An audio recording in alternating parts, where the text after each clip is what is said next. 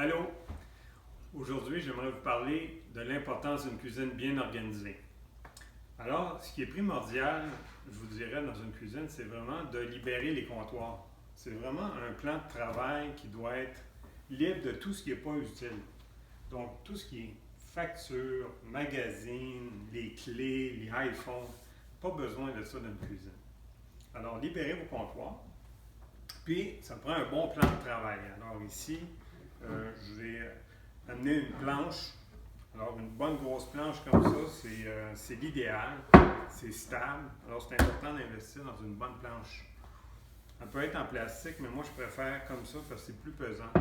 C'est plus stable. Aussi, j'utilise souvent une petite planche comme ça qui est lavable au lave-vaisselle. Donc, je prépare des poissons, des poulets là-dessus, des viandes. Puis, j'envoie ça au lave-vaisselle, c'est pas de trouble. Des couteaux. Pas besoin de 10 000 couteaux. Là. On a besoin de 3 couteaux. Couteau à pain. Un bon couteau à pain. Un couteau de chef. Et puis, un petit couteau d'office pour couper les légumes, éplucher des patates, des choses comme ça. Ce qui est pratique aussi, évidemment, c'est un épluche légumes.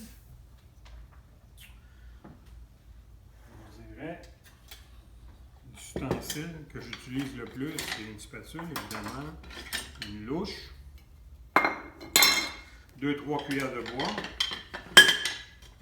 Ça, c'est super pratique, une microplante pour râper les parmesans, des zestes de citron, des zestes d'orange. Ça aussi, pour les légumes dans l'eau, quand on cuit des haricots dans l'eau, ou peu importe, on va tirer de l'eau. C'est bien pratique. C'est bon de toujours avoir des bols, une variété de bols ici. Une variété de bols,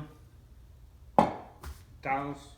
Si on est fort en pâtisserie, ça c'est quasiment primordial. Ils vendent ça à peu près à 15$ chez Canadian Paf. Aussi, c'est important d'avoir des bons chaudrons. On se sert de ça tous les jours. Alors, ça vaut la peine d'investir. C'est bon à vie, des bons chaudrons épais, fond épais. En fait, ceux-là, c'est de la même épaisseur à grandeur. La distribution de la chaleur est bonne. C'est facile à laver. C'est bon à vie. Fait qu'investissez dans des bons chaudrons. Ceux-là, pour pas dire la marque, ça commence par A, ça finit par Clad. Ça prend un rondeau comme ça.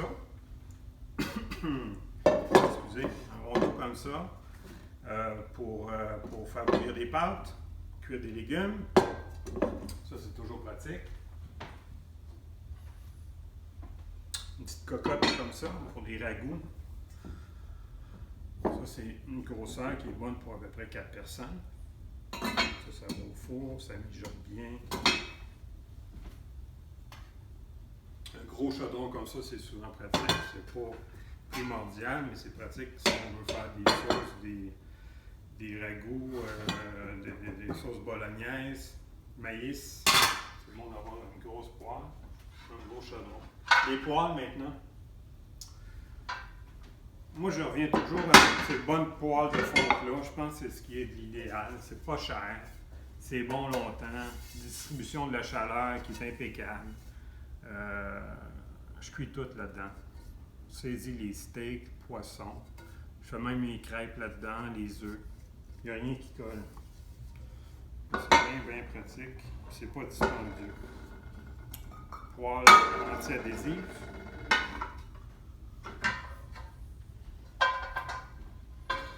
Un presto aussi, ça peut être pratique. Je m'en sers la semaine surtout. Quand j'arrive de travailler, j'ai pas tout le temps le temps de faire à manger et puis c'est rapide, ça prend la moitié du temps.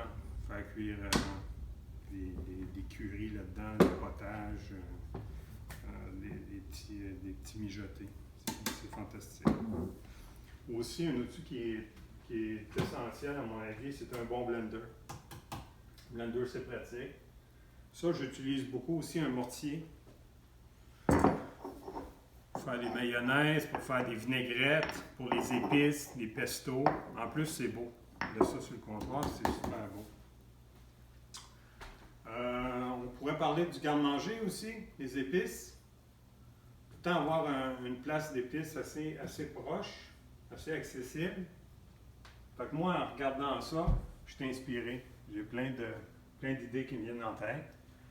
Les épices sont bien visibles, c'est pas étalé, c'est bien visible. Achetez tout le temps des petites quantités d'épices parce que c'est pas bon longtemps. Ils disent 6 mois, mais on les garde évidemment plus longtemps, là. Mais achetez en petite quantité. Le garde-manger aussi. C'est important d'avoir un garde-manger qui est bien clair, bien visible. Empilez pas vos choses dans le garde-manger. Moi, j'ai un grand garde-manger, mais ça peut être aussi des armoires. Essayez de faire un ménage régulièrement là-dedans pour voir ce que vous avez en inventaire. Moi, je rentre ici, puis je ne sais pas quoi manger, mais là, je vois du riz, du coconut, je suis inspiré des noix, mes canages, les pâtes. Tu sais, je sors, j'ai plein d'idées. Le frigidaire, c'est la même chose.